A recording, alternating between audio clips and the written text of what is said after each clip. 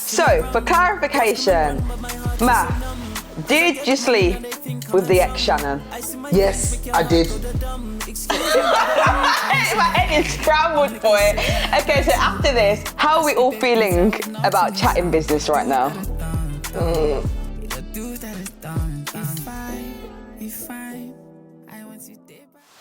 Hey, it's Kaylee Golding here, your favourite girl from Rome, and I'm super excited to be sat down right now with Lotto Ash, Lotto Lucas, and Big Maf. How are we all?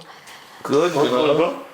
Can't complain, you know? I'm so excited to have this conversation with you, because I feel like a lot of questions, people want answers. Yeah? How are we all feeling about chatting business right now? Calm, you know. Me personally, I'm calm, man. Calm, man. I feel like this is just what's meant to happen. Like, we're meant to talk, you know. How do you feel about it, Lucas? It's definitely a conversation that's been overdue. So yeah, I'm just glad it's happening now. Yeah. Get the ball rolling. Exactly, and Ash? Yeah, I'm calm as well. Definitely. Yeah? So because just for full transparency to the listener and the viewer, this was planned that we were going to sit down and we're going to have this conversation. Maf, what made you want us to have this conversation in the first place? Where did this come from? Two things. I think firstly, I think there's a lot of lessons people can take from our situations. There's a lot of mistakes we made, a lot of things we got right, a lot of things we got wrong, a lot of unturned stones that I felt like, artists and artist managers and artists and labels, this is something that's going to happen forever. We're going to go and this is still going to happen, you know what I'm saying? So there's lessons, and we never had, apart from the Dame Dash and Jay-Z, there's no real blueprint of there being the group or people that come together and they break up and things like, you know what I'm saying, especially at the height of the success, we were at our peak, if you get what I'm saying. So I definitely think that's the first thing. And secondly, I think there's definitely a lot of misconstrued information about us and just how people perceived our whole thing. Yeah, man. So I think it's definitely important that we all have our cards on the table and we have an open, honest conversation. Yeah. Yeah. I think what's nice about this is that a lot of the time, whenever there's industry breakups, we see interviews and it's with one person. This is the first time that I feel like everyone involved is sitting down and having a conversation, which is nice. So before we start, Maf, free Stardom. Stardom, my big bro, man. Listen, this is really important to me, man, because Stardom was the first guy who's actually credible, who agreed to stand next to the Mafia alter ego. And even though there was a lot of perception of, oh yeah, but he broke up with the LottoBoyzz, there's stigma, he didn't care about it. He focused on the fact that he fucked with the music, and I think he played the song to Teflon, Young Tef, and we ended up making a big record, you know what I'm saying? Yeah. And so now that obviously he's away right now, I'm screaming free Stardom because it's important, man. Man, that's my big bro. Okay. So let's start right at the beginning. For anyone, let's just say they only know your music, they don't know anything about you guys, which I think would be impossible, but just in case. So Lucas and Ash, how did you two first meet in the beginning? How did it all start? Do you understand? Yeah, well, basically, I went to a youth club. So this is from my perception. So I was going to a youth club. When I got there, Luke was there, because he was there with a few people from his My school and that. Yeah. So I was just a newcomer. I only went there because of a girl that I was talking to at the time. And then obviously, through going there, I realised that Luke was the talent that was there, basically. Yeah. And we always used to circle around when people used to spit bars and stuff like that. And then one day I got involved, and then from then we went into studio and then. Yeah, I think the owners from that church, big up Adam and Maf, but yeah, the owners from the youth club, they was just yo, I think we should put a tune together. And then me and Ash jumped on that tune together, and then from there we just carried on making music, and it just never stopped. Like, it was mad. It was mad. And at that moment then, like, LottoBoyzz are formed. Did you ever have worried, like, what happens if the friendship dies or if working together doesn't work out? Did you have that initial feeling at any point? Well, not really, you know. I think it's just the way I was raised. Like, wasn't raised up being, like, calculated. I was just like, I'm here, so... Run the vibes. Let's just be here. Live for the moment kind of thing, innit? Yeah, I respect it. So, you two are doing your thing, like, young, creating music, the vibe's there. Then, how did you, Maf, come into the picture? So, originally, because obviously I actually started off as a gospel artist myself. I used to make gospel music, and they happened. I was on tour. I was doing some church tour, and at the end of the like 10 location dates, I was gonna have like a show at the O2 Institute, and the Saturday before my show, they had their show. Yeah. And again, these times they weren't actually called LottoBoyzz, if you know what I'm saying. They were actually just called Ash and Lucas.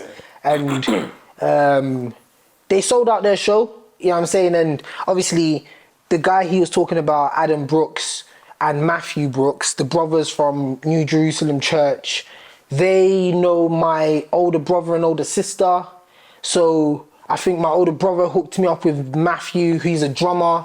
I like to play the drums because I grew up in church playing the drums. Yeah. So me and Matthew connected, and through me and Matthew connecting, he was like, oh, yo, there's these kids that are in the church and you're doing a show at the O2. They have a show at the same location the week before. Okay. You should link up with them.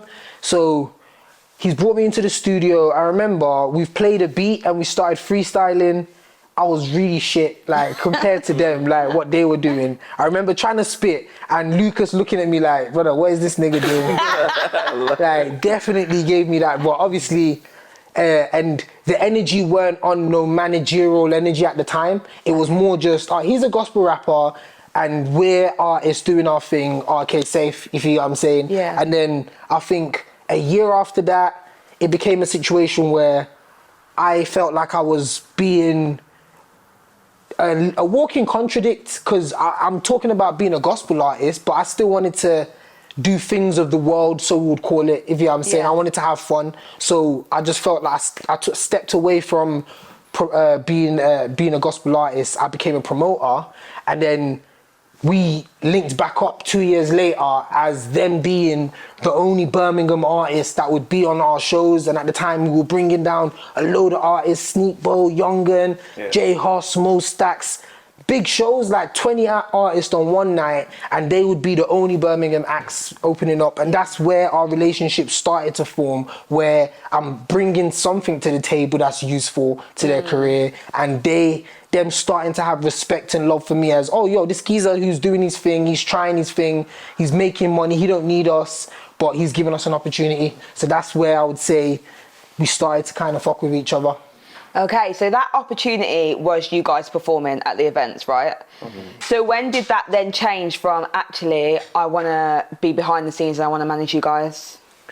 2016. So, because originally, there was Mike's Comedy. Yeah. There's a guy called Mike's Comedy. There was Kaz. There was Theo. And then there was Ash and Lucas. And Ash and Lucas, they were more just like, some guys from Brom. And because of I go to that studio a lot, so we're just around each other, but this wasn't a serious conversation. Something happened with Mike's Comedy's situation where, like, there was a viral video of him getting violated, and it kind of just affected the whole business. So me and him had to part ways, and that affected all the other acts that were around. And then me and them kind of just had this conversation of, yo, I think you guys are sick. Why don't we just actually just do this stuff by ourselves? Like, let's just do this, like, that LottoBoyzz name that you guys were screaming. Because, again, at this point, they weren't actually the LottoBoyzz. The whole reason why the LottoBoyzz thing really came about was because Ash made that song and he made a song called LottoBoyzz. Obviously, they had got a name prior to that. Yeah. In Liverpool or some party thing that they done, saying, "Oh yeah, we're the Lottery Boys," but it weren't a thing, if you know what I'm saying. They've made it, but it weren't like, oh, this is what we're called now. We're still Ash and Lucas. But then he's gotten home, he's made a song called LottoBoyzz, Lotto Business, that's slapped off. And from there, I think they've sent it me, I've ended up putting a verse on it, and then we've just said, okay, cool. That's the name we're gonna run with. Yeah. I feel like it's a lot more marketable. So rather than Ash and Lucas will be the LottoBoyzz, you guys will be the face of the brand, and I'll be behind the scenes being like a strategic guy to maneuver you guys, and we'll move, man. You know. So at the time then, you guys are releasing your music, you're doing your thing, you're on your journey, and Maf says to you, I'll be behind the scenes, I'll try and help you.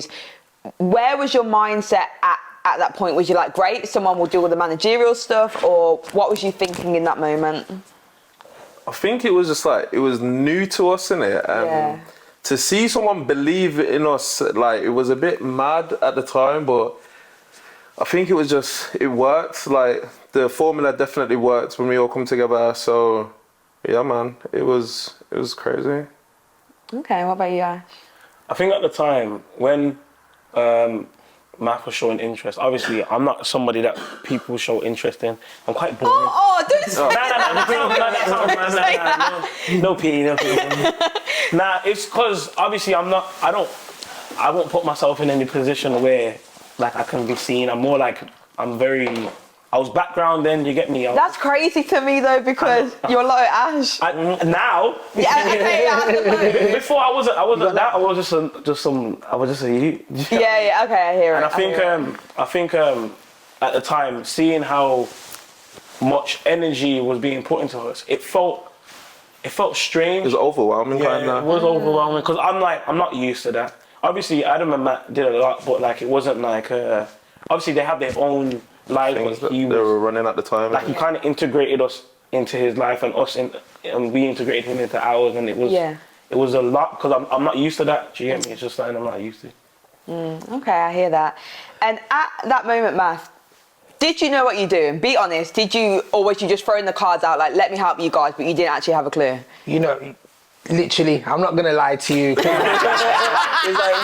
like wing it, like, because you know what it was? At the time, I was doing these shows, I'm 20, and I was making a lot of money. Yeah. Like, and that was overwhelming to me, if you know what I'm saying. Well, I'm at a stage where, cool, because I started off at Sandwell College, and they had a theatre in the college that fits like 250 people, but this is a college with 5,000 students. Yeah. So the market to sell your concert is already here, if you know what I'm saying.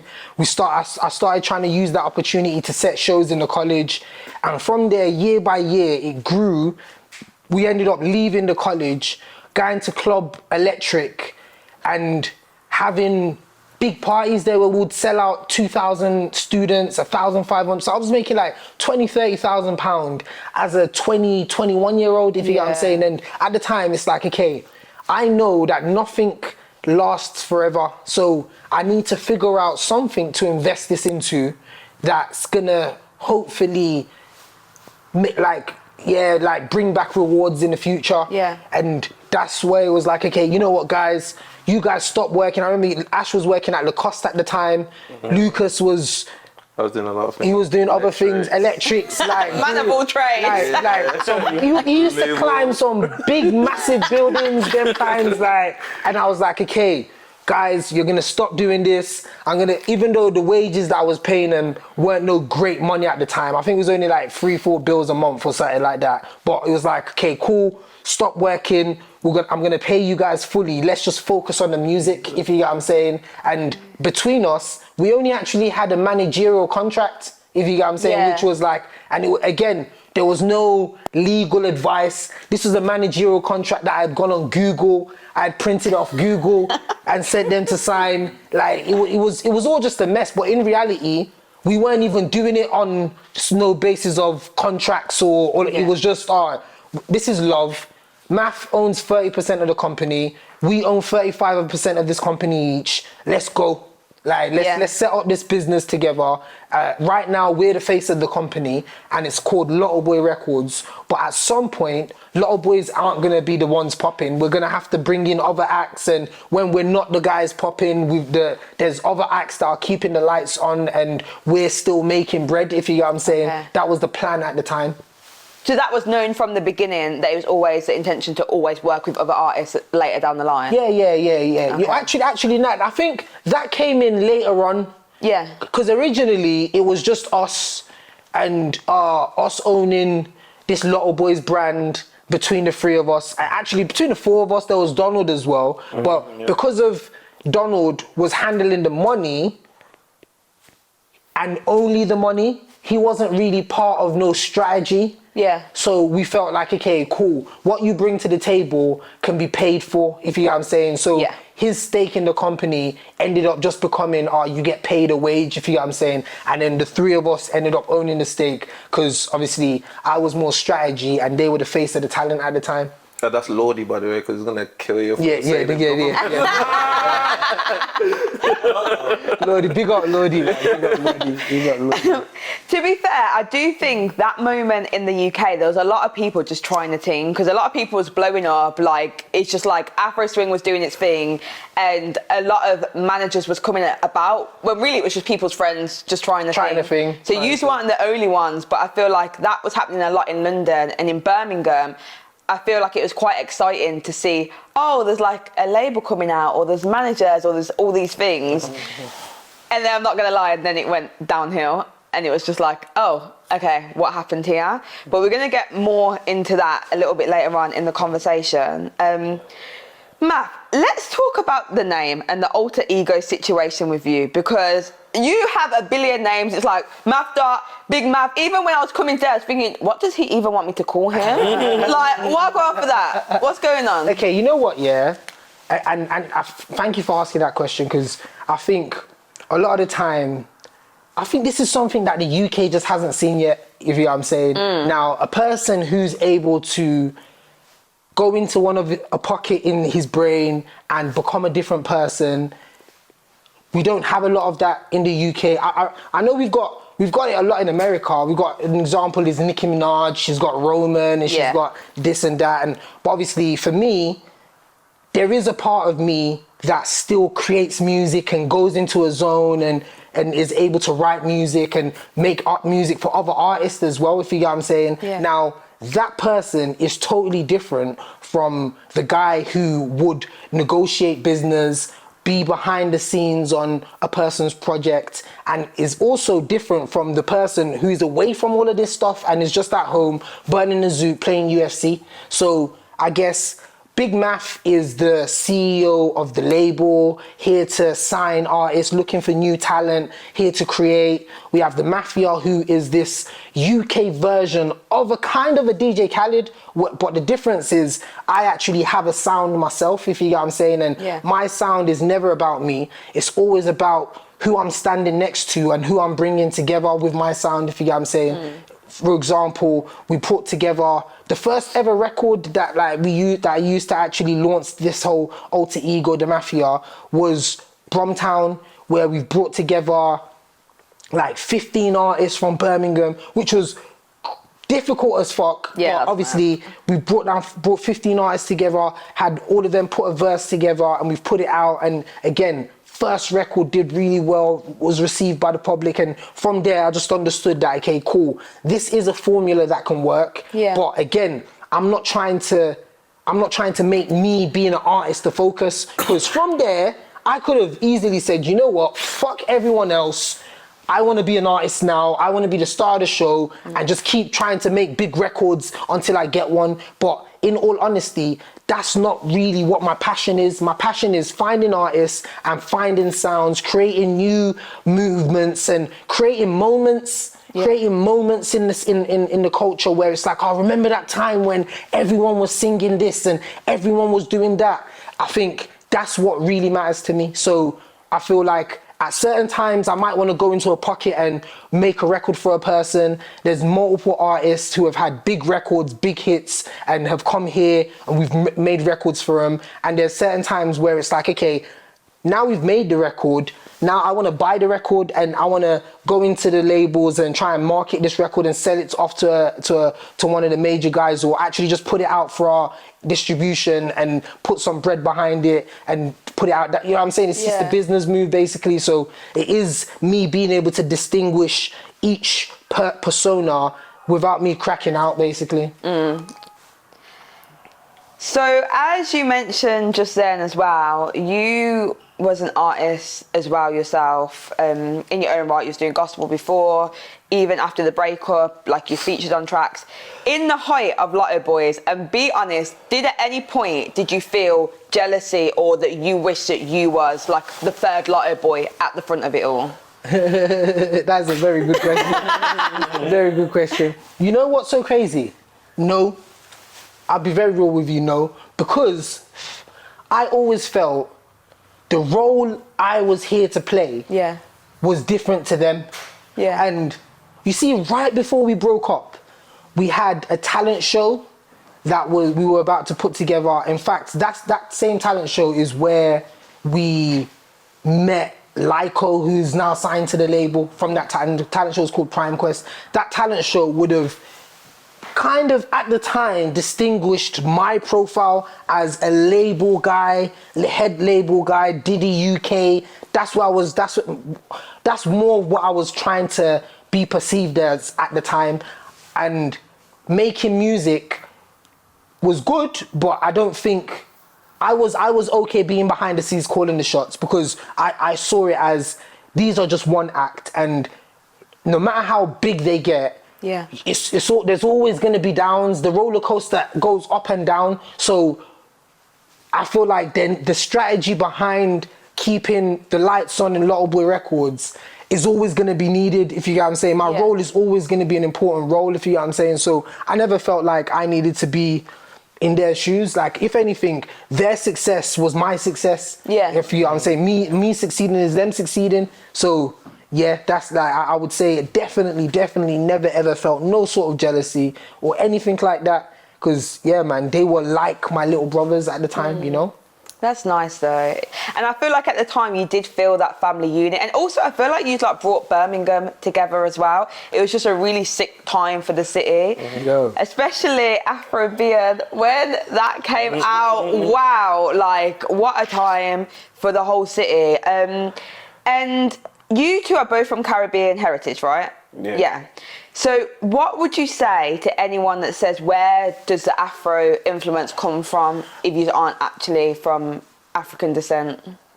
Well, first and foremost, obviously math. Because obviously when we're in studio, there's times when all of us are together, and obviously we have the help of someone who's actually from, and also has culture embedded with the ideas that he brings. Do you get what I mean?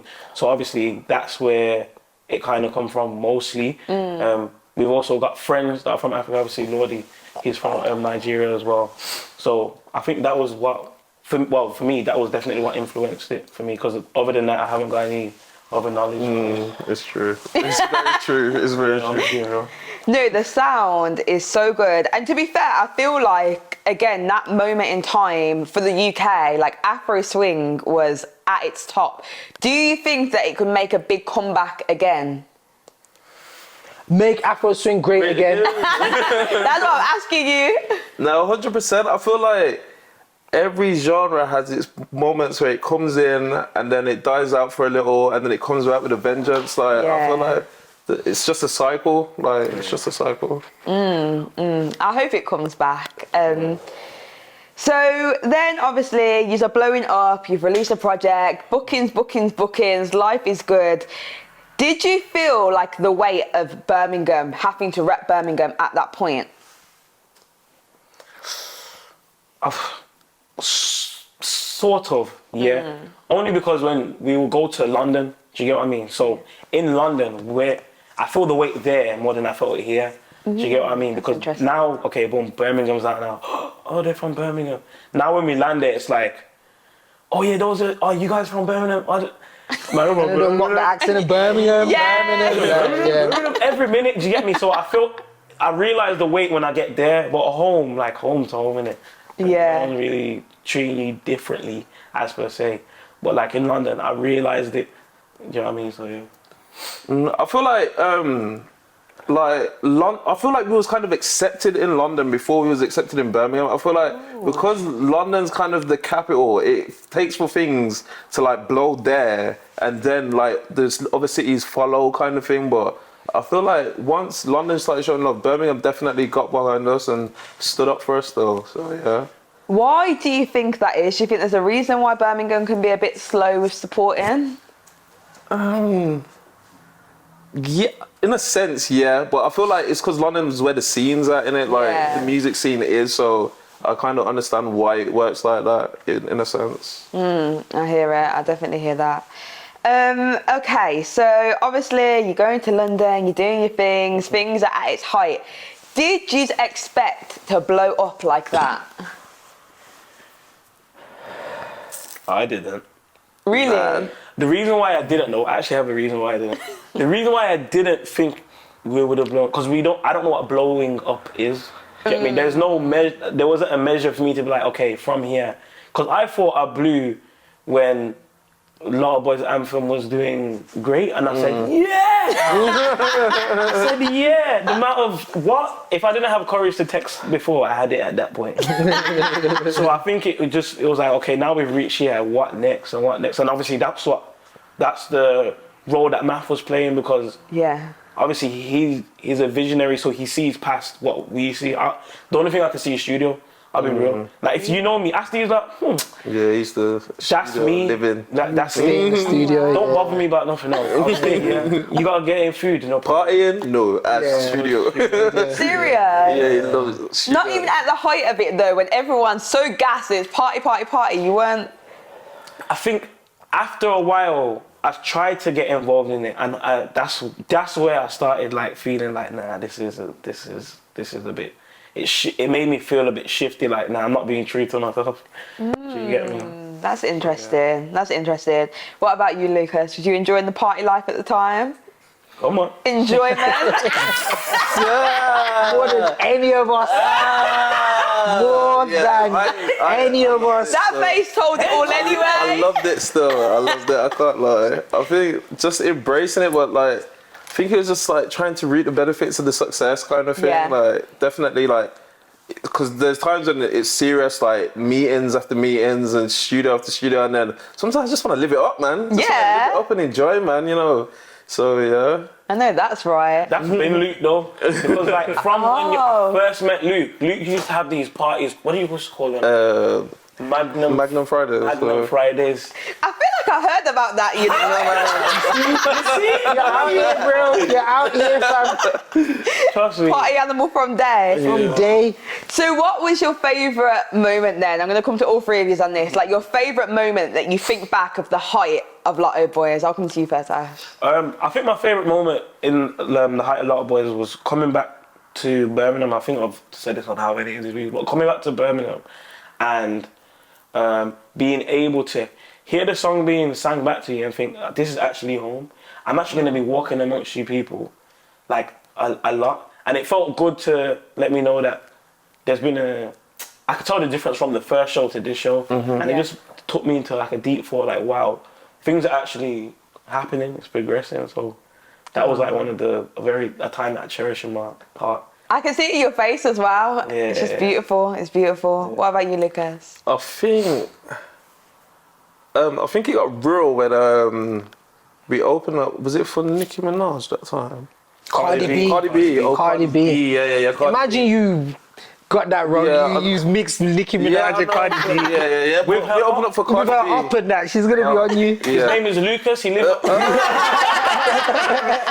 I think, Bobs, we get opened up onto for it. Cardi B, and I think we ran Bad Girl in there, and I swear the crowd sung it word for word, and that's a moment that I'll never forget, because I didn't even know you like opened for Cardi B. Yeah, it was What? Yeah. What, in Birmingham? I think London the Plug put on that show, Yeah, London the Plug. Big up London the Plug. She brought Cardi B for her first UK tour, and had a lot of boys open up for her. Big show. Big show. That is massive, boy. What about you, Maf? What's your favourite? I have a few. You can only choose one though, you know, because I got back a question. Okay. You know what? I'm gonna say when we done FaceTime, when we shot the music video for FaceTime Me, and we had and obviously because where we were at, we just signed a record deal with Sony. We just got received a big check. We were on the top of the world in terms of where we were at mentally, and we were like, yeah, we don't care that we've signed a deal. We want to shoot FaceTime, and this is how we want to shoot it. And we went to, we just took like 20 grand out of our budget and went to go and shoot a mad video, get a mansion, had bare alcohol, bare girls, it was just a lot, and it was really exciting, you know what I'm saying? So I would say that's one moment that I really enjoyed. But actually, can I say one more? Please, just go on. Finish it up nicely.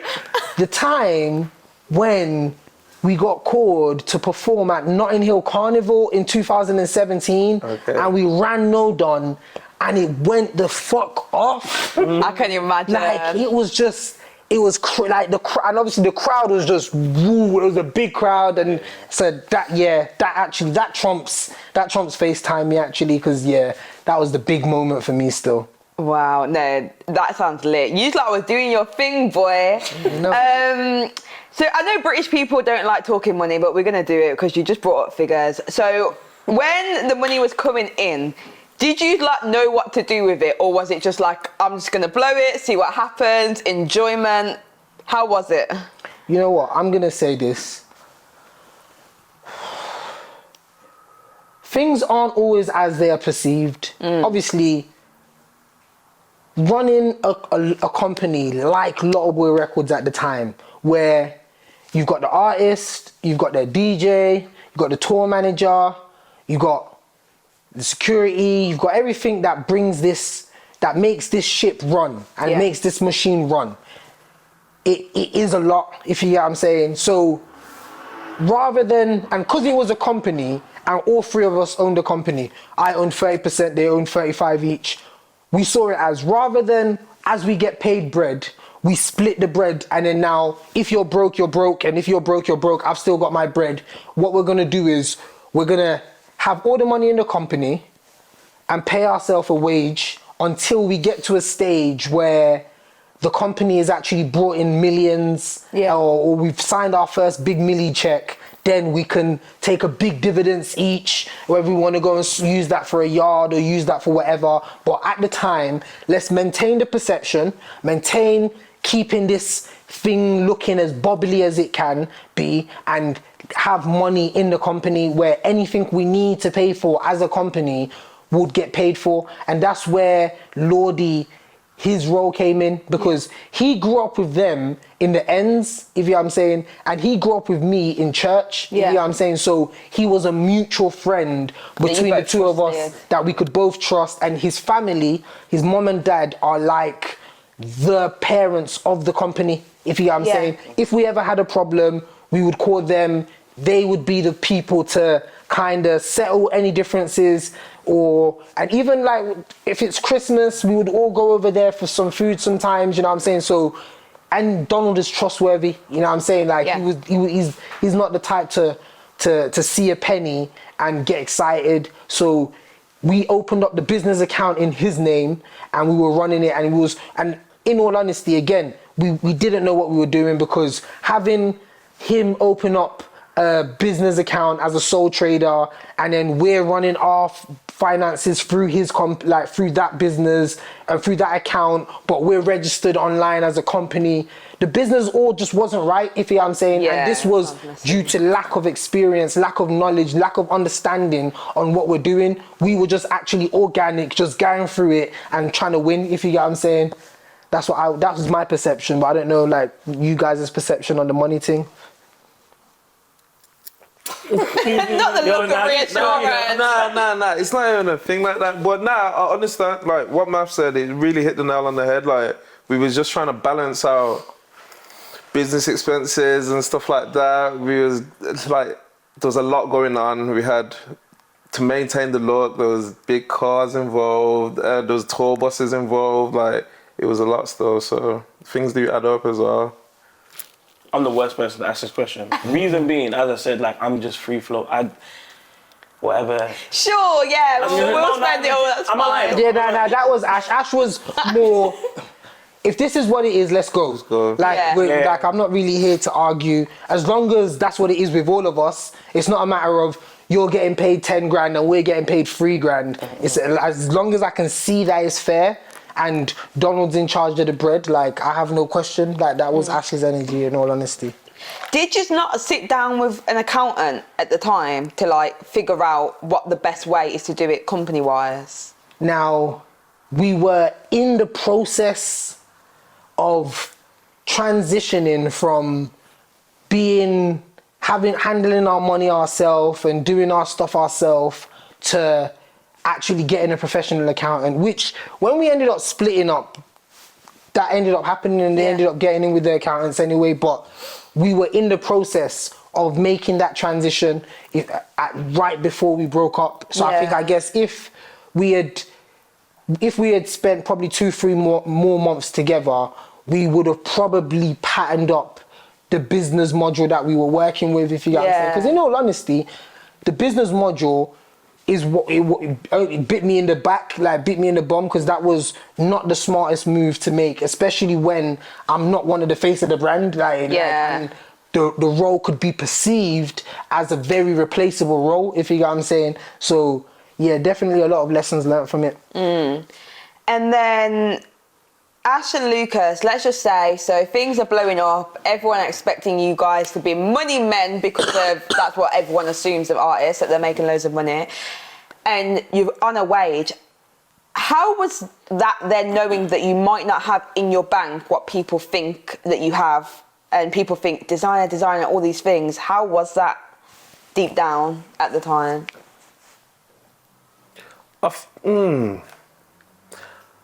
I don't think it was that bad, in a sense that like we knew things were progressing. Yeah. So it's like it wasn't a care for what we had now, because we knew there was more to come, in a sense. So it was like, it was just about the work that we was putting in and maintaining that work that we was putting in and keeping the brand going as far as we could.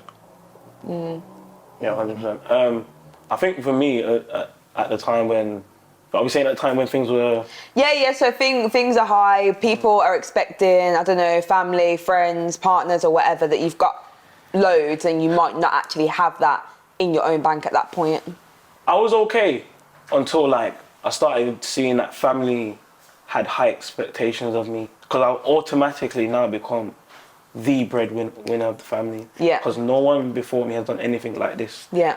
Do you get me? So it was just a lot of weight to carry, and a lot of things. I can't do I don't like the what's it called, the fakeness of like people just coming. I don't know how to deal with that. Do you get what I mean? But the one thing obviously I've learned now in terms of like honoring your family and honoring people, even if you feel like in your mind they don't deserve it. Do you get what I mean? Because honor doesn't go without respect and stuff like that. So now I know that, but back then I was just thinking, what cousin? I'm not your family. You're just getting them calls from nowhere, like, you know. It's like, yo, cuz, and I'm saying, cousin, you haven't called me cuz ever. I even remember when I was claiming you and claiming me.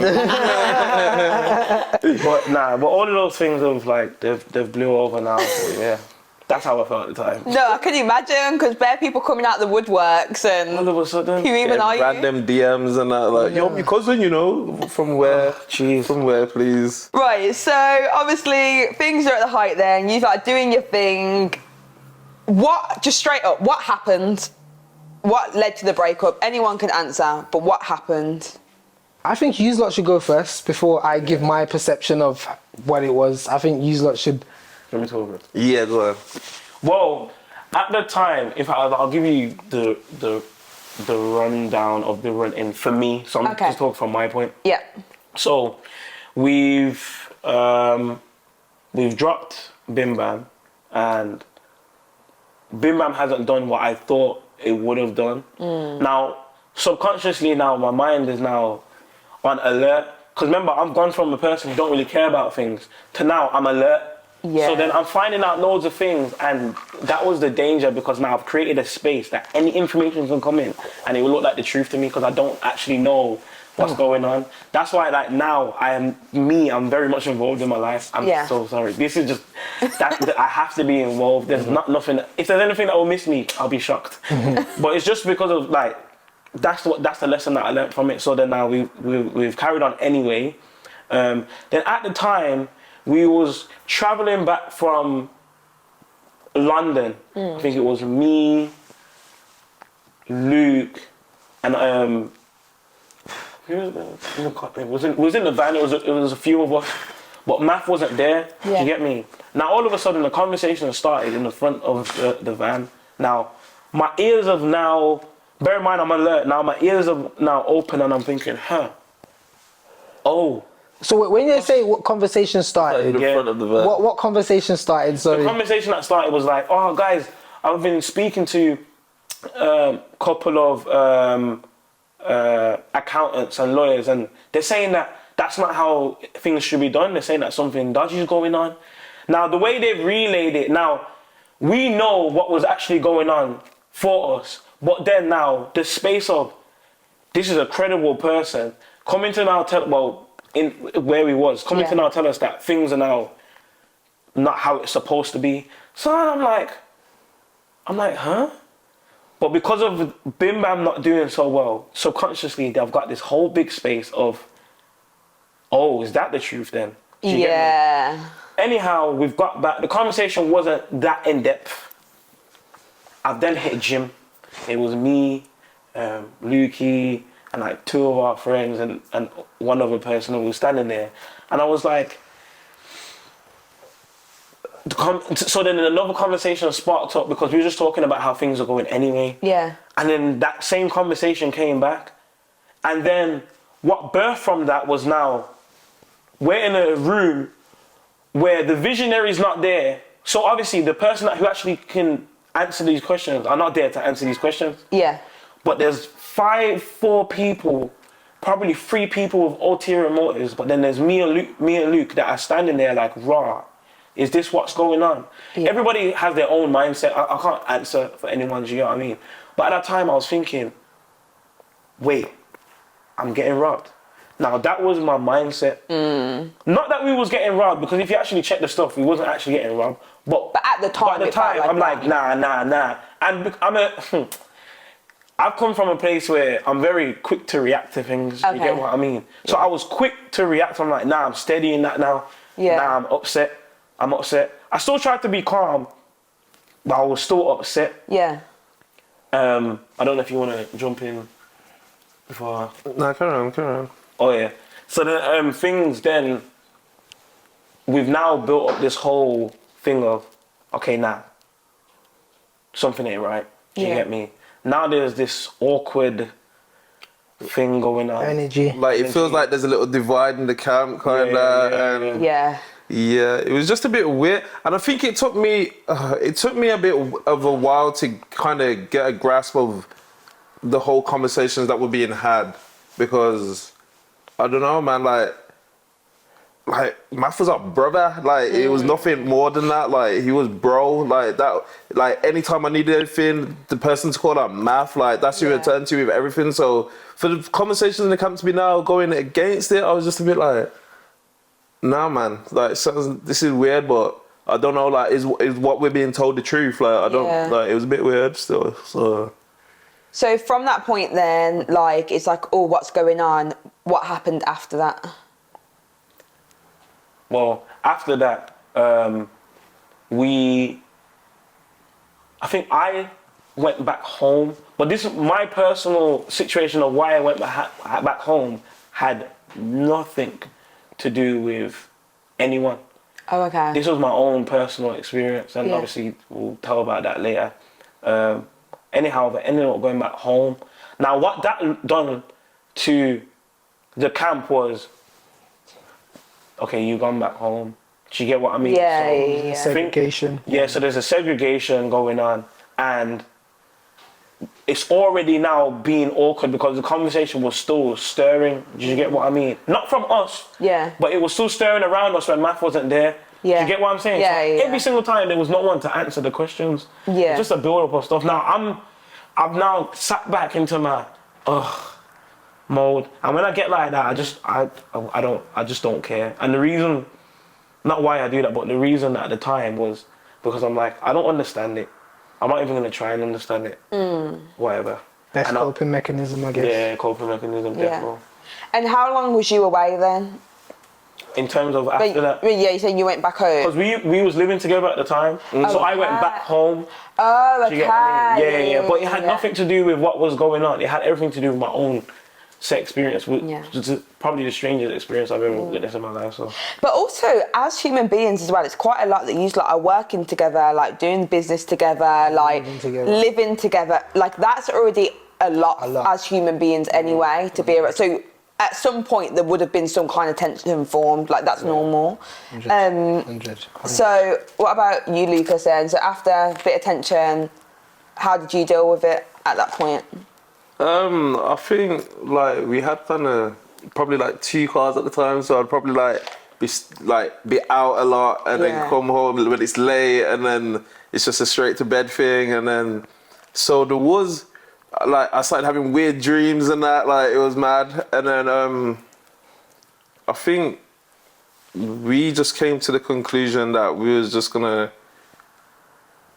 from the conversations that we're having with the other guys and that, we just decided that we was gonna split, if kind of thing, and then it was mad, like kind of strategic. So it weren't strategic, but it was just planned. Like we just turned up one day and then just took all our stuff from the crib, and then. Oh wow! So Matthew wasn't aware at this point. Cool. I'll give my take on the breakup then, I guess, isn't it? Wait, Or before you wait, but so okay, just so I can get my head around this, so because this is like it is quite a lot. So you guys are suspecting now that Maf's going on with some wild behaviour, like finessing the thing, and are you completely unaware that you don't even feel the tension? I'm oblivious. Serious? And you know what's so crazy here is I'm normally the energy reader. Yeah. I'm normally I can sense something is wrong here. But because of there were other things going on in the camp anyway, I was just blaming it on that. I.e., between me and Lukey, so again in the camp we had the GLC and we had the tour bus. Yeah. Now, in all honesty, he's the artist, so I'm meant to always let the artist have the big car while I drive the tour bus. Yeah. We had the A-class as well. Say again? We had the A-class. And we had the A-class as well, but obviously, someone always had the A-class, like, there was someone that had the A-class, and someone, like, but long story short, I know that I probably started to throw my weight around. Okay. Where it's like, okay, yeah, I want to drive the GLC, so you drive the tour bus. But I know that he wants to drive the GLC. Yeah. So there's that little tension between us, but whatever, man, I'm driving the GLC. Yeah. So I'm ignoring anything else now because I'm just blaming it on the car situation. Same thing with Lordy. I think at the time there were a load of tops, Lotto Boy tops that I was getting onto him to sell, and he weren't patterning up. And I think I ended up screwing at him, shouting at him at one of the talent shows, and that really pissed him off. So again, me and him have our tension, and then Ash was, I think there was a day we're driving back from London, and he was complaining to me that, Maf, there's not a lot of money left in the account right now, and we've just come out of our deal, because that Bim Bam single was the last single of the deal. Okay. With Sony, if you know what I'm saying. And for me, it was a matter of, okay, perfect, we're in the perfect position right now. We can go and sign to another deal, to another label. I understood that the reason why Bim Bam didn't do well is because the label weren't trying to spend any more money on us unless we were down to actually extend our deal, if you know what I'm saying. Okay. They were so convinced that if they gave us this bread for this little EP with the option of a single, that of course they're gonna stay. If everything's working, obviously they're gonna stay. But for me, at the time, I was using this whole journey as also a learning curve. So I felt like me and Sony had too many like ripples and like arguments and I want it to go this way, you want it to go this way, that I felt like, okay, you know what?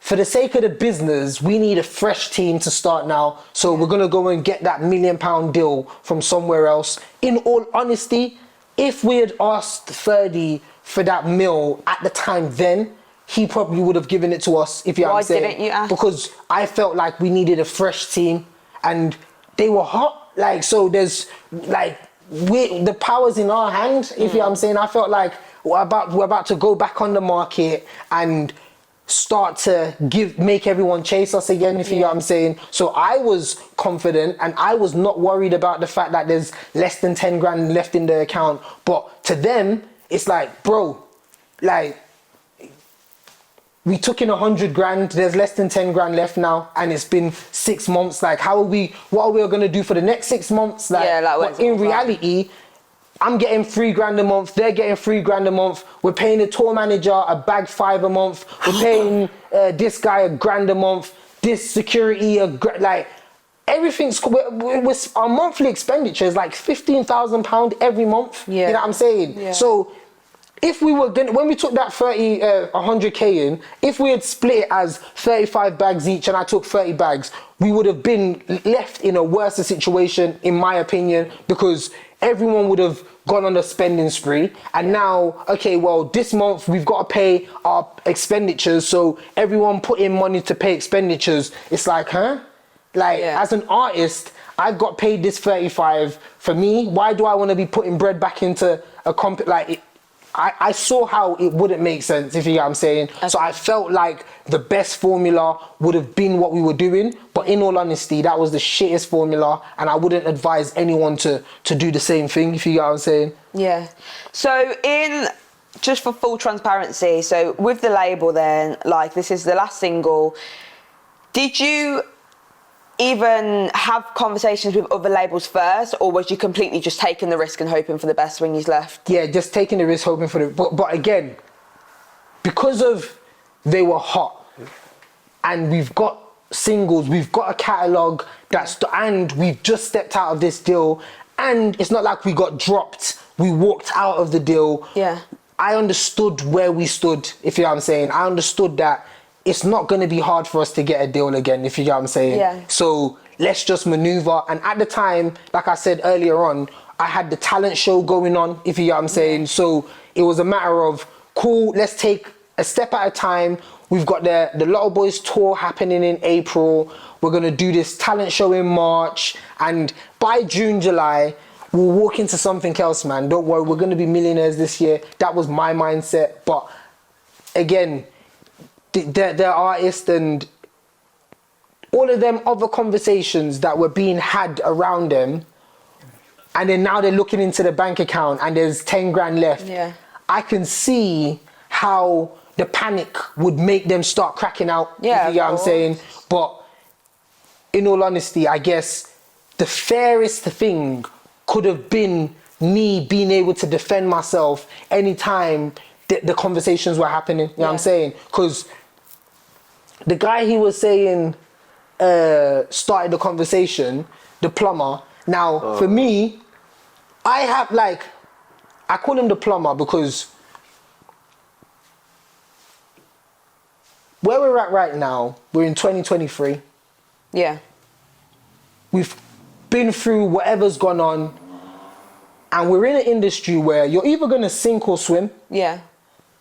If you sink, you're going to go back to being who you really are. And if you are swimming, we're evidently going to see that this is who you are. You know what I'm saying? Now, the reality of it is, in my opinion, I felt like I was left off in probably the worst position possible. You know what I'm saying? And my position was taken by this plumber guy, the guy who had his opinion about, oh yeah, you guys should be making a lot more money. Like, you guys should have like 50 bags in your account right now. Like all of these opinions that aren't backed with any real actual facts. Yeah. This is just based on your perception of this situation. Cool. you've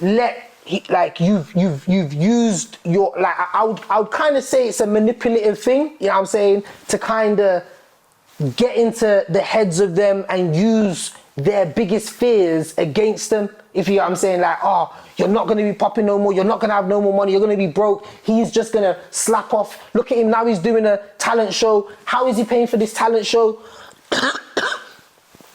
And I'm giving £10,000 to the winner of the talent show. These times, I'm a businessman, so other people's time, other people's money. I've had like 2 investors put 10 grand each into the company for my talent show. So it's not a matter of I'm using LottoBoyzz bread, if you know what I'm saying. This is its own business venture that's meant to succeed, and we're gonna use this to sign some more artists to LottoBoy Records, and again, we're all gonna win, if you know what I'm saying, but it's gonna establish me having my own profile, if you know what I'm saying. Okay.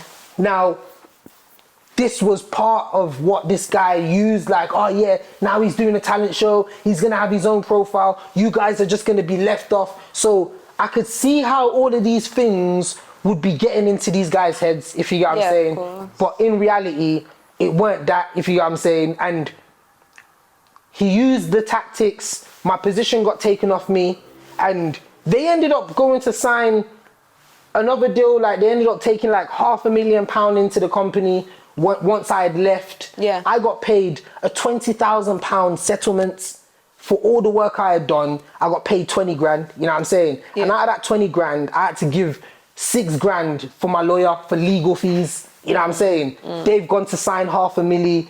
The plumber's got 100 grand, do you know what I'm saying? Now, we've seen him taking out big cars and living new lives, but the reality of it is that isn't who you are. That was never your path. Those were never your shoes to put on in the first place. Those are my shoes that you had manipulated and somehow taken, if you get what I'm saying. And now, like I just said earlier, we're in 2023. Like, what are we doing with our life now?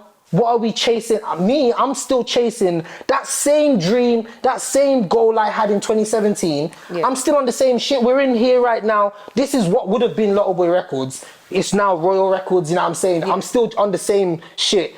But the plumber has gone back to being a plumber, if you know what I'm saying, because again, he never had a vision of how we was gonna take this to another level. He saw this as, Donny's become a cash cow now. These guys are making money. You don't need him no more. The hard work's been done. We can just maneuver without him. And evidently, as we saw, the moment I stepped away from the company never took a step forward again.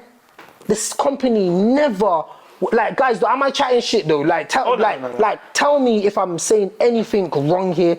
The company never took a step forward again from that day, 30th of March, that I stepped out of the company, because the role of the visionary, the role of the person that says, okay, this is the next step, and then we take that step, that role was taken, and it was never replaced by a credible visionary, if you get what I'm saying. So what was we expecting to happen? The company would, this was a recipe of disaster, in my opinion, if you know what I'm saying. And ultimately, that's what ended up happening. I've stepped away. They've, like, even the song choices that started coming out, obviously the tour that I had set up for them before I left was the last big thing, if you know what I'm saying. After that happened, like, nothing else, like, obviously there was +44, like, with Dappy. That was a move that, all thanks to 2K management, you know what I'm saying. But again, since I left, there was just no progression, and I felt like it was because the role that I played never got replaced by a credible person who understands how to do what I was doing, if you know what I'm saying. So, yeah, like, the plumber's back to being a plumber. Sorry, I said that. I'm not going to talk too much into said plumber, because obviously I said what's great about this conversation is that everyone that we're talking about is here, so I don't want to go too much into someone that's not even here to be able to defend themselves. But so then let's take it back then to the point that the tension's at, just so everyone gets the full picture. So the tension's there, you don't know what's going on. So did you guys end up just taking everything and leaving? Like, how did it come to Maf's attention? How did you bring it to him in the end? And guys, please tell them exactly what happened that night on the 30th of March. How did that night play out, guys? Please. Do you know how that night played out? Yes. Well, Wait, what location are we talking about? from my yard, from when we were stuff. yeah, well, from when we came together to plan body count music video. Oh yeah, we planned the shoot in the day. That was really bad. We planned the shoot in the day, and then we linked back up. Well, we left Maf, linked back up, and then we was just like, yeah, it's happening tonight. We're splitting tonight, basically. And then we've just gone there, pulled up to the house. I'm sleeping. He's sleeping. So at this point, you still don't know that the split's happening. Okay. He's sleeping. We had some cash from Lordy that needed to be returned. I returned him the cash. We took the key off the keyring, the JLC key off the keyring, off his keyring. Just emptied the rest of our stuff. But the thing is, I don't think, nah man, because I'm sure most of my stuff was gone from the day. But if you look into the room, like everything that you could see, I left. But everything you couldn't see, like the wardrobe and that was all gone from the day. So, and then just when I got the rest of the things, and then we took the tour bus, the car, everything, and bounced. Wow. Sorry, was I there? I don't know if he was doing that. Well, I don't know if you came back with him, but your stuff was already gone because you already yeah. So it was a matter of I'm just oblivious because the day before we had gone to shoot a Stylish Guy in London with some other artists that we had just signed to the label, and we had come back to Birmingham, and I told them, all right, cool, come to the yard. We need to plan the next move. Yeah. The next move that we're gonna make before we go and start having the conversations with the labels, body count. Which, by the way, I still feel like the world needs to hear that song. Fucking banger. Hopefully but yeah, Who produced that? who produced Body Count? You produced Body Count? Yeah. Ash produced that, like, Ash produced Body Count. But yeah, Body Count, and we had linked up at my yard and planned the music video where Ash was taking notes and I'm saying, okay, and then you're gonna do this and you're gonna do that, and then we're gonna have girls like this and we're gonna be on the beach. And this was the first time that we were meant to fly out of the country to actually have a shoot, a video shoot. And I was content with this. I've smoked my zoot and gone to bed. And this is around 6, if you know what I'm saying. Okay. And then around 9 o'clock, Lucas comes to me and he just taps me and says, oh, yo, here's 6 grand. Lordy says I should give it to you. Now, remember earlier on I was saying I'm doing a talent show, and I've brought in 2 sets of 10 grand into the company to pay for this talent show. Yeah. That's what this 6 grand was for. Because 10 grand went into the business account and 10 grand got given to him cash to pay for this. So the 10 grand that was given to him cash had 6 grand left, and that's what he came to give me. Now, obviously I'm sleeping, so I wake up, I take the bread, I'm like, oh, 6, I just put it there and I go back to bed. And then wait a minute, I didn't ask for that money. And then I get up, I'm like, why did he come and give me 6 grand? So I just get up, go into the sitting room, everything's gone. I'm just bugging. I start ringing their phones, they're not picking up. I think Lukey eventually picks up. Lukey's like, yeah, we've taken the car, we've taken everything because it's in our name, so that's what we just need some space. Boom, put the phone down. Wow. I'm like, I'm cracking out, like, in all honesty. And you know what's so mad, is in 2018, if you had asked me what's my biggest fear in life, I would have said breaking up with these guys. Yeah. Imagine I had my purpose associated with other human beings, which is the biggest mistake anyone can make, man. Yeah. You telling yourself that, my purpose is to make these guys great. Brother, that's not your purpose. To anyone who has that mindset, because obviously you definitely have to have a mad hunger and mad energy to want to see your artists win and throw everything you have at them, if you know what I'm saying. Yeah. But you have to think every possible scenario through, which I was too scared to ever confront. What if these guys turned around and said they don't even want to be with you no more? I just kept it in the mindset of how could they ever say that to me after they know what I've done, they know where we've started from, I paid for everything, I done this, I done that. that arrogance of not trying to look at reality definitely shot me in the foot, if you know what I'm saying. So the evening, obviously, I've ended up cracking out. I remember calling Lordy's parents like, oh, mommy, daddy, the boys, they've gone there. I don't know what to do. And obviously they've been like, Maf, don't worry. Come to the house tomorrow. We're going to summon them and we'll have a conversation so we'll know what's going on. And all this time, I'm still oblivious like to what's going on. Like, why? Out of interest then, boys, why did you... I feel like you and my brothers, I'm like, boys. Why at like no point did you just have a conversation? What was stopping you from just having the conversation? I think if correct me if I'm wrong, but like at the time, because of how the conversation happened, it was like, oh, don't say anything because he will be able to answer. That's what it came to at the end of all the conversations. It came to, don't say anything. You don't have to be smart about it because like he will find a way to do something. Do you get what I mean? And really and truly, at that time again, I was just like, whatever. Yeah. I don't actually really care. I mean, whatever. And that was literally it for me. That's mad. Lucas, what was stopping you from having the conversation?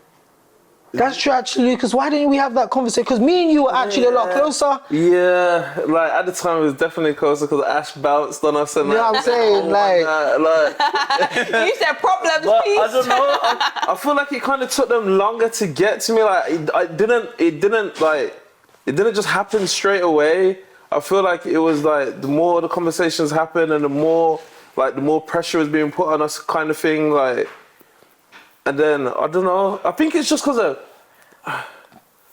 how we just, I don't know. We kind of knew how Maf was in a sense, so I don't know. I just don't know if the conversation would have like worked out how we wanted it to. So we just thought, yo, best bet for us is we just dip in it. Like we just dip and try to keep it our way, kind of thing. Like, but yeah, and I definitely have to take accountability for the fact that I was a lot more stricter, and that strictness came from the fear of losing them as well. Yeah. Like, so because I was so scared of losing them, it's almost like my coping mechanism was perfectionist standard, no bullshit, no rubbish, make sure you're like everything is on point, no bullshit, no games. And that's the energy I carried in the camp. And in all honesty,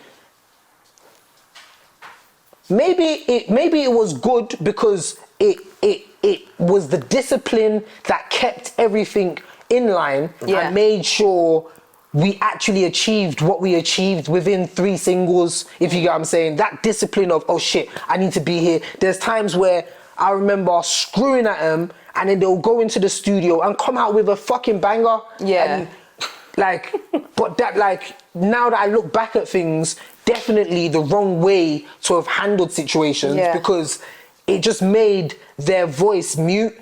It just made their real problems, like if there was ever going to be a real problem, maybe they would be scared to have the conversation with man now. Even bring it to bring it to man now because of how I was. So I have to take accountability to say I handled the group like a typical Nigerian parent who is strict and has a zero tolerance to bullshit and is on this do as I say, not as I do, which to anyone would eventually get suffocated, especially when we're living together. There's no time for them to go and be LottoBoyzz by themselves, stand in their own right, stand in their own power and glory as they would want to, as every artist would want to.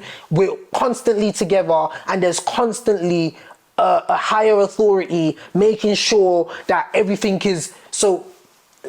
Eventually, that's going to suffocate any artist. Yeah, 1,000%. And I suppose, obviously, I don't want to put words in you guys' mouth, but I imagine possibly that if it's like an equal company, but someone's acting like they're the sole owner, you're going to be like, who are you actually chatting to? Like, I could see how it would feel a lot in that moment.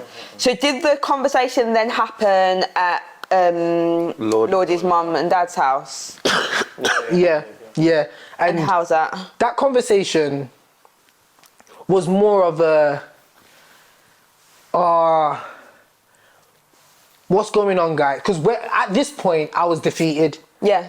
I was mentally defeated, and if I'm being real with myself, because of I had never been here before, yeah, I didn't have a coping mechanism for it. I hadn't thought this through, so I was just going off impulse, all of this emotion. And I remember I was almost on my knees, like, guys, like, what is it? What, like, why are we breaking up? Like, I'm sorry, like, what you need me to do? I'll do anything.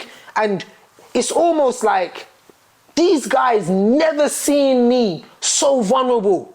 Like the same Maf that is boss angry, now you're here and you're dead, like you're almost on your knees, like, begging us back. Like, that felt empowering to them. Yeah. I'm not gonna, I know that on its own was its own thing for them, if you know what I'm saying. Yeah. And then there's the plumber who's also on the table here talking about, in all honesty, I feel like you guys you helped him and he helped you, so you don't owe each other nothing. Like, I feel like that was a fair trade, and if you split from here, that's fair, is what the plumber's saying. And like another plumber. That's what the plumber was saying. Like, obviously, he's never gonna accept and never co-sign me calling the plumber. But that's just where I stand with it, because obviously I look back at this whole thing and I feel like he plays a big role in why something so great ended up coming to a hold and going through such a big up and ripple, like having such a crazy ripple effect, if you get what I'm saying. But obviously, we've had that conversation there. I think Ash was saying he felt suicidal. Like, there's no real clarity of what's going on right now. He doesn't know where we stand. Lukey's feeling like, you're just too controlling. I don't have a voice. And you've got the GLC. I wanted to drive the GLC. All of these things were factors. Yeah. And now I'm on my knees, which I was never meant to come into that conversation like that. If to anyone who's ever in a situation like that, you come in with your confidence, you listen, you try and find out if there's a solution to the problem, and if there is no solution, you walk away with your dignity, is what my advice would be to anyone. Because me coming in with the just made everything 10 times worse. Because now this idea that was just an idea at first, and it's like, okay, maybe we might come back in a few weeks, or maybe we might, like, we don't actually know how confident we are to make this move.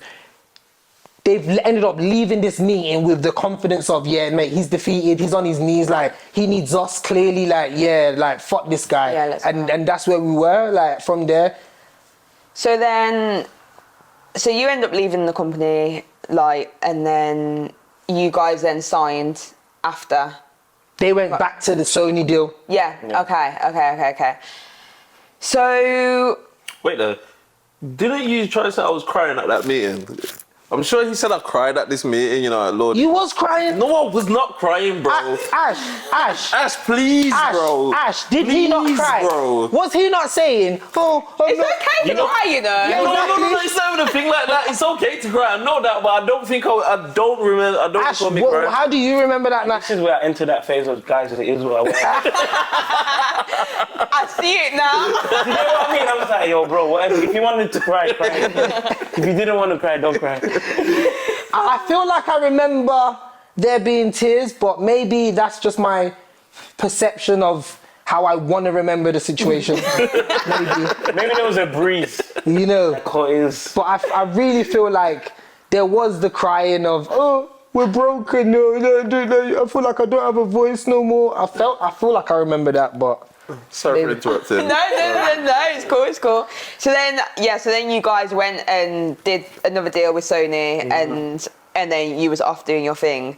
Okay, before we go into a little bit more about like what everyone was doing after, I want to touch then on mental health, because obviously you just brought up a little bit about how the mental health was at that moment in time.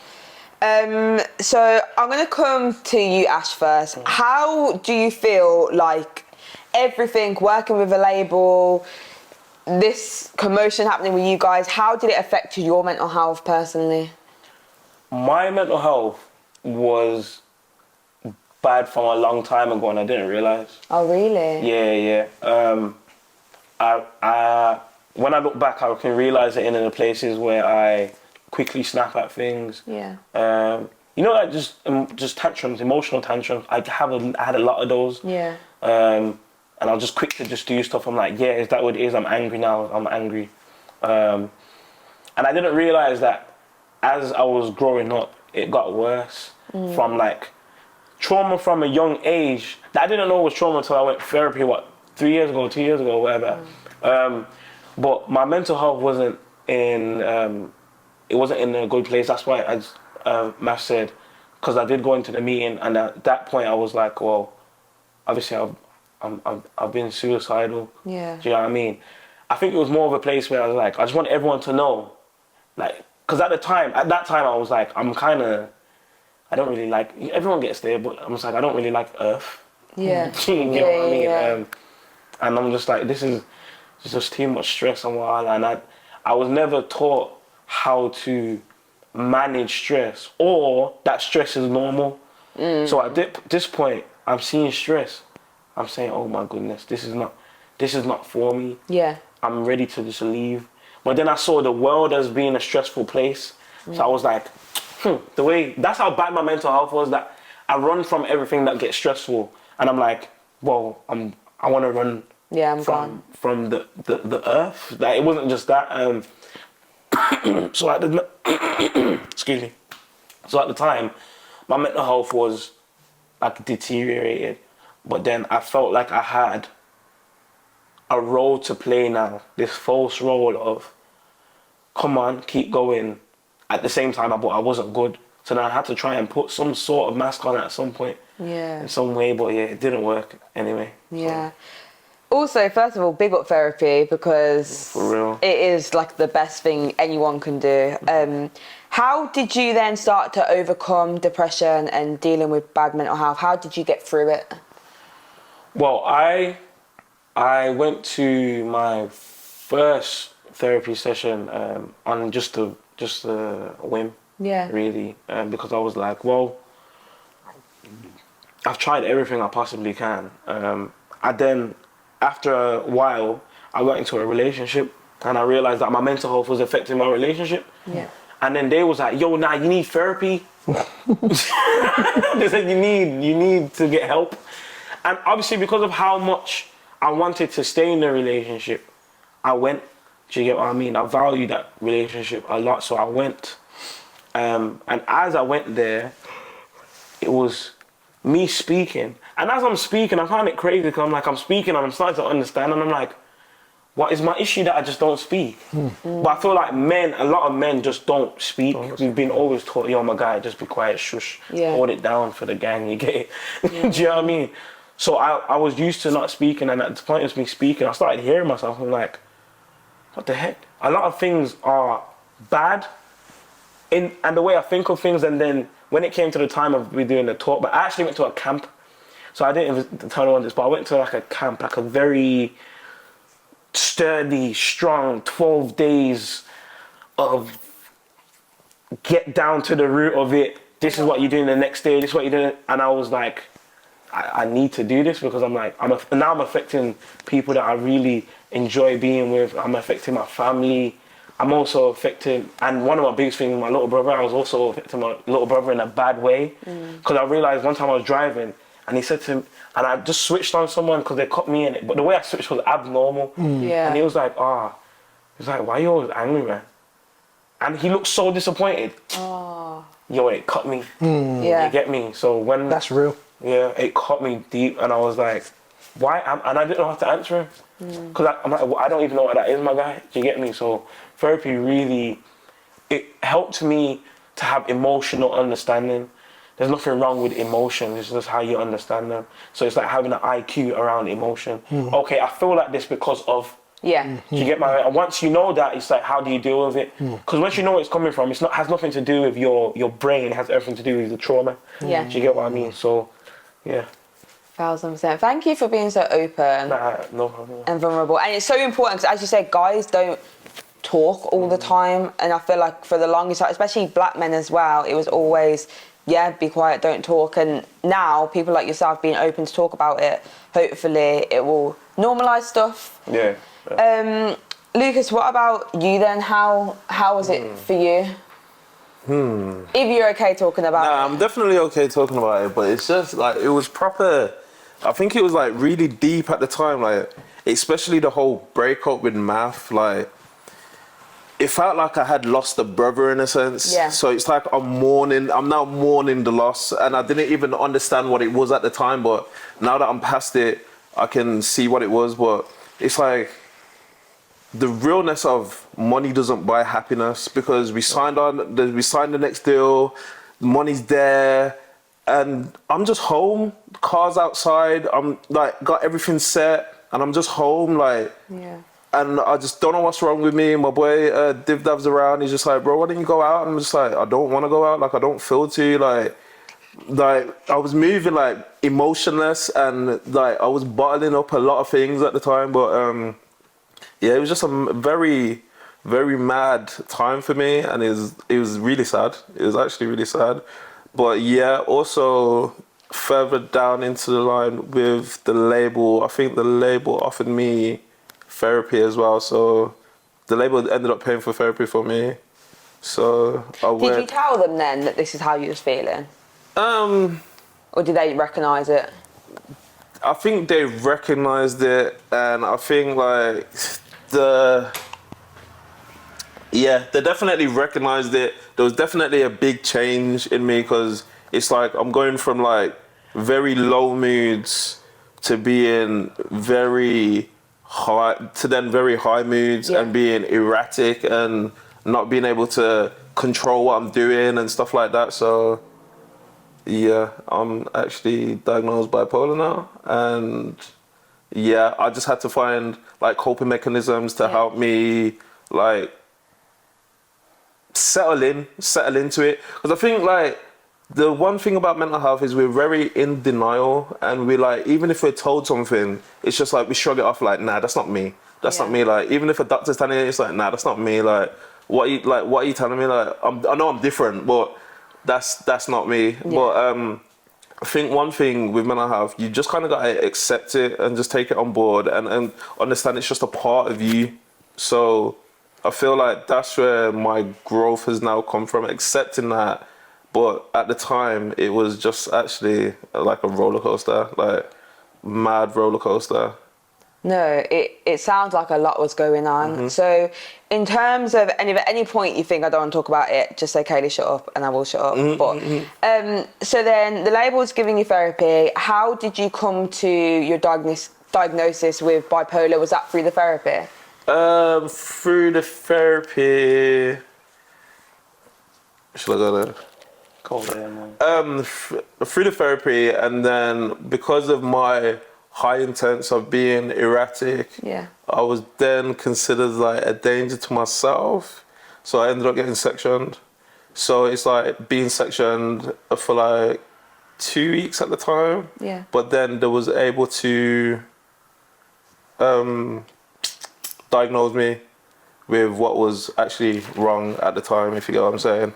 And then like I went through a case of being like in and out of hospital, just being up and down. But I think it was just more like the lack of sleep, the conflict with family at the time, and then losing bro. Yeah, and then there was just a lot going on. There was just a lot going on. And then what didn't help as well, I was smoking like 10 times more than I was usually. So it was just like, it was mad. It was just actually a mad situation. Do you feel then that smoking weed did make it worse? I would say it made it worse, but it definitely, other things had definitely played a part, like the conflict with family, as I said, and the breakup with Maf, and a lot of things played its role in me, spiraling out of control, to be honest. Yeah. And also then, around that time, was that when you got arrested?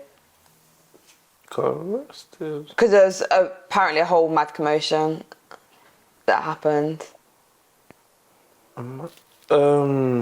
Oh. Yeah, it was. I don't even remember what year it was, you know.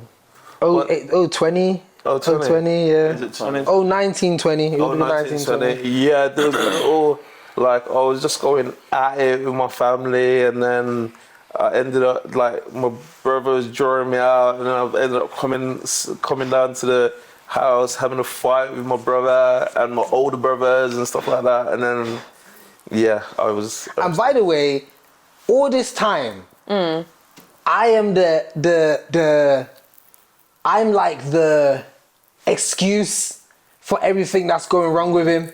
Yeah. So to his family, they just see it as, it's that Maf guy. He's evil. Now he's even using black magic on them. Juju on my kids. We'll get to the black magic. But I suppose for you, if mentally you've got a lot going on, then you can't even see things correctly. How they you've got are. A lot going on. Yeah, 100. You know. He's the devil. He's the devil. Well, yeah, what? He will kill you. Talk about this black magic situation. Why go on for the black magic? Listen, I promise you, I grew up in church. Yeah. I grew up in church. And the one thing I've understood about people is people feel what they don't understand and are scared of the unexplained. Okay. Now, I am very in touch with my spiritual side and reading people's energies, and at times a person coming around me with negative intentions and me being able to spot where you're coming from before you've actually gotten there. At times people don't know how to take that if they aren't mentally at a stage where they're steps ahead in situations.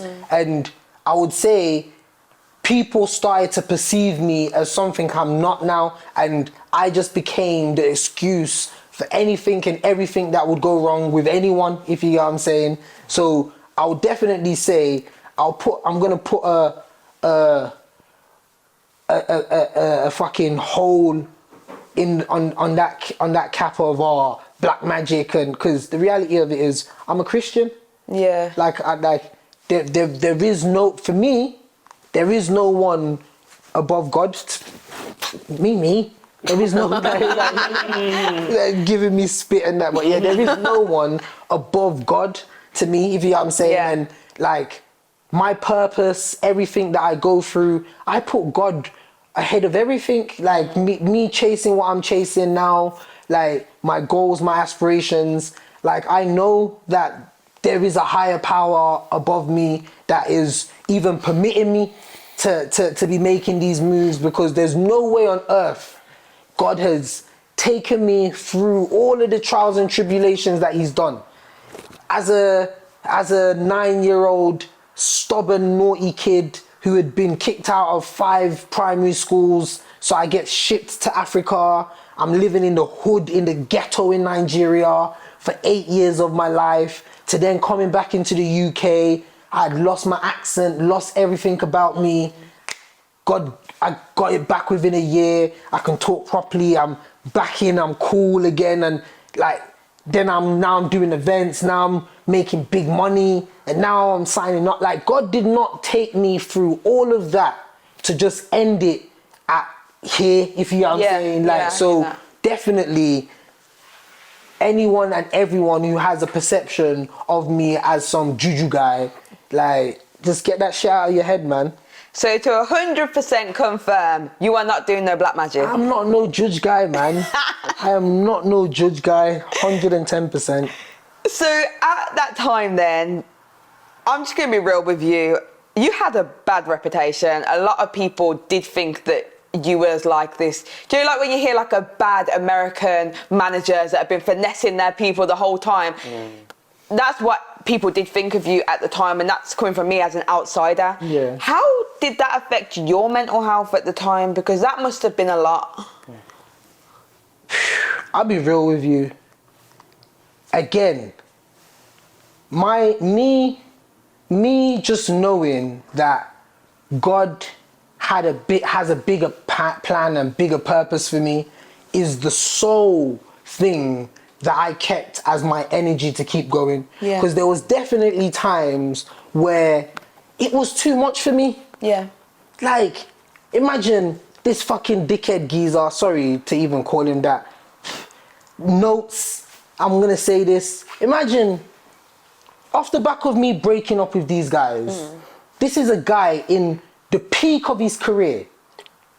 Obviously, right after we've broken up, I've tried to, you know, as a coping mechanism, you just throw yourself in the deep end of work and try and ignore your trauma.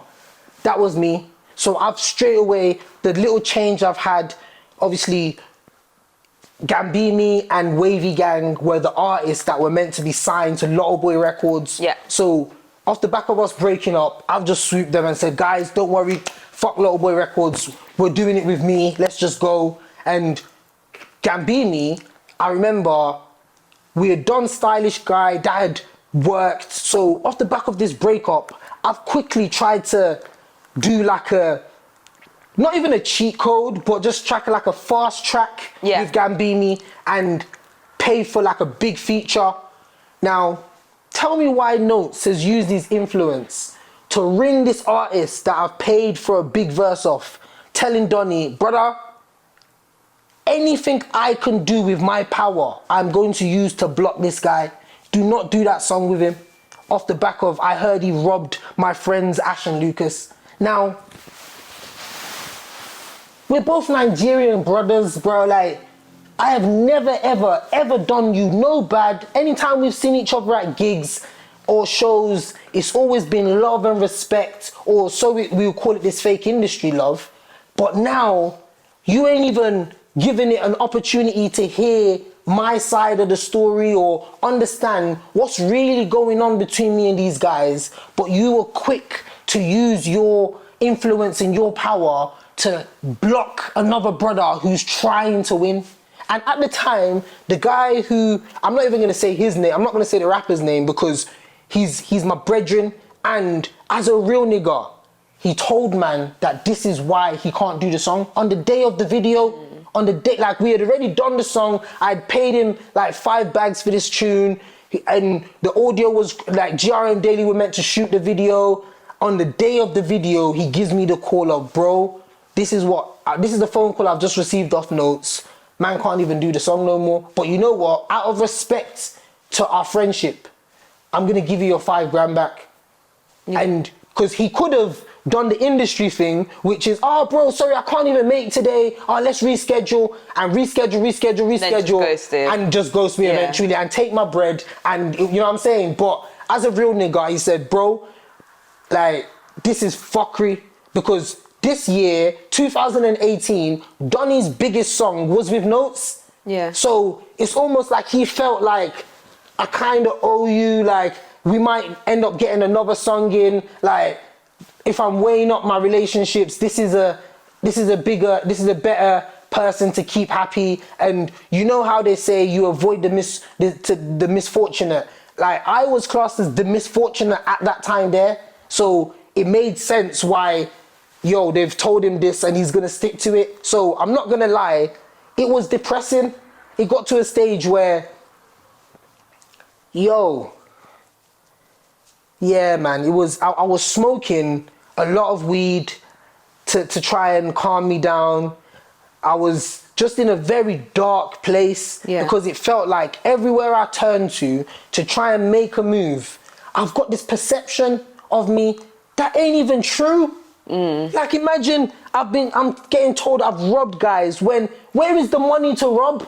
We're not even in a position where we've made enough money for there to be any money to rob. And bearing in mind, I'm seen as the leader, so I'm seen as the person every month, Maf, we need to get paid. So me robbing from this, I'm robbing from myself because this is my responsibility, if you get what I'm saying. That's how I felt like. So there was never ever no real evidence of this, but because of the perception and obviously people getting into their ears, oh yeah, why does he own 30% of the company? He's just a manager. Managers take 20%, like he owns 30%, he's robbing you. when in reality, there's never been a check that's actually been split 30, 35, 35, because we were never in a position where we were splitting bread yet. We were just in a position of, okay, we're trying to grow this company, and when we get to a position where we've brought in a lot of bread, we'll pay ourselves dividends, if you know what I'm saying.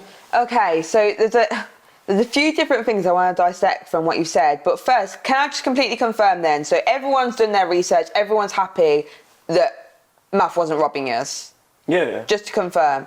100%. Okay, cool. Oh, speak, like, guys, speak, bro. Yeah, because I you knew Basically, what it was is we had our business agreement that was 30, 35, 35. Yeah. And I feel like he played a big role in what LottoBoyzz did, and that's why we accepted that that's what it was at the time. Yeah. So, like, people getting into our head, I think they were just trying to, like, go against what we had originally in place, but in the camp, between us three, we knew what it was. Yeah. But it's like, just people in our ears and at the time saying certain things and that, it just kind of put a twist on it. So at the time, that's probably how we felt, but the realness of it is he only took what his percentage was. What it was already agreed. Yeah, what was already agreed, and we only took what we had agreed as well, so. So right now, to this day, just to confirm, you don't think that Maf was finessing? No, okay, cool. not. Now, well, just to speak, but we know he wasn't. Yeah. But at the time, again, it was just a narrative. Do you get what I mean? Yeah. So, for example, someone's come up to you and said, or someone came up to me and said, I heard this, is it true? Now, their narrative from wherever they got it from was matching my narrative, and it was like, yeah, bro. And now, with all of the emotions, of course, now they've felt pity on us, because you will always feel pity on the ones who look like the victims. Yeah. But then, in actual sense, if I'm being fair, when I look back, I'm like, raw, like, if he wasn't strong-minded, or if he didn't have any, if he hasn't been through as much as he's been through, he probably would have cracked. Yeah. He probably would have, like, ended it all. Do you get me? And obviously, we've spoke, do you get me, after that, prior to this, and we've like had honest conversations, and obviously, in all honesty, I felt bad. I felt bad because I'm like, I defo had a part to play in how you felt, and you didn't say anything. Do you get what I mean? Yeah. But at the same time, it gave me a new way of looking at life at the same time, because I'm like, if you can go through that and come out and be this new person, elevated in how many ways, then yo, big up. And there's 100% I've learned from my mistakes, and also from other people's overcomings, like Luke, Maf. Yeah. 1000%. As I said earlier, like, if someone's not here, I don't want to go too much into being like I don't want to be biased in it, because they're not here to defend themselves. But I'm just going to play devil's advocate on the Not3s situation, just for anyone watching, because again, he's not here to defend himself. Okay. Did you guys speak to Not3s directly and say, look, like, we got robbed? Yeah, I did. Yeah. So that was the situation. So when he's come to me, he's like, yo, bro. So he's come to me with information. Okay. Do you get me? And now, what information did he come to you with, basically? Sorry to ask. so all he came to me was saying, he was like, yo, bro, I'm hearing this. I'm hearing that you got robbed. I'm hearing that that's the reason why you like ain't like dropped in a minute, or I ain't seen you on social. Because obviously I have him on socials. Yeah. He ain't seen me on socials, and I was always on socials. Okay. So of course he's gonna be like, bro, what's going on? Yeah. But at the same time, he also had a team at that time. Do you get me? So how he's come to me is come to me on a I hear you, bro, kind of situation. Yeah. He had whatever was going on with him, that was his situation, but it kind of, not that it matched, but he could understand from an artist to artist. Yeah. You get me? Of course you're going to feel like artist to artist, yeah, you know, where, you get me? But then, obviously, there's still people to people. There's people involved. So that was how it played out. And I've just told him, I've said, yeah, bro, And I was like, yeah, bro, there was so much stuff going on. And I gave as much detail to what you thought it was. The narrative was, you get me? I gave basically my answers were, this is what I haven't seen. It's not what I have seen this and I've seen that. He's like, bro, I don't know what that is. I've never seen that. And now he's now bringing, so what, is it not 20%? And now I'm like, how am I supposed to answer this question? I'm like, nah. Yeah. Like, nah, bro. You man got finesse. You're getting robbed. Robbed. He's taking 30%. Like, brother, focus on your business. Like, sorry. But at the same time, obviously, it would look like that. It would be like that. Yeah. And if I was on the other foot, in the position of not understanding that that's what it was from the get-go, and you had an agreement and whatnot, of course it'll look like that. Yeah, but it's the same thing. Let's just say there's a t-shirt that's like £30, but you paid £50. If you come to me and you're like, oh, I paid £50, I'm like, oh, why? I only paid 30. So I feel like that. Like, what? The shop robbed me. Yeah, exactly. So again, like, just playing devil's advocate for someone that's not here, do you see why then he might try and look out for other people and be like, oh, this person's not trustworthy, don't work with them? I think telling other people, be wary of him, I've heard that he's a finesser, is one thing. By all means, do that. That's what a lot of people were doing. So that's understandable. But taking it the step forward to tell a nigga, listen, anything I can do in my power to block this guy, I'm gonna do it, is a whole different level of evil, especially when now that the reality has come out, that narrative in your head is bullshit. So all of this energy you had, it was false energy. You didn't give yourself an opportunity to actually understand this situation fully before you've made this decision, but you've opened your mouth and used the power that God has given you, this talent God's blessed you with. Now you're in, everyone's banging your music, your artists are getting verses off you and they feel like they owe you. You're using this power to now block another brother who is genuinely just trying to win. That there, like, I will never see sense in that. I would, like, no matter what a person has told you about me, I will never see sense in you telling a brother, don't do that tune, because it's not like he told him, be careful, make sure you get paid, make sure he doesn't rob you. He told him not to do the record. Like, to me, that was just pure evil. Like, you know, one of them ones. But again, this is growth. We're past this now. Like, where is Notes now? Like, I heard Drake's fucking moving to his baby mom. Like, I'm not watching all of that right now. You know what I'm saying? Like, I'm focused on what I'm trying to build. We're here, Royal Records. We're just trying to win. You know what I'm saying? Okay. Right, let's move on.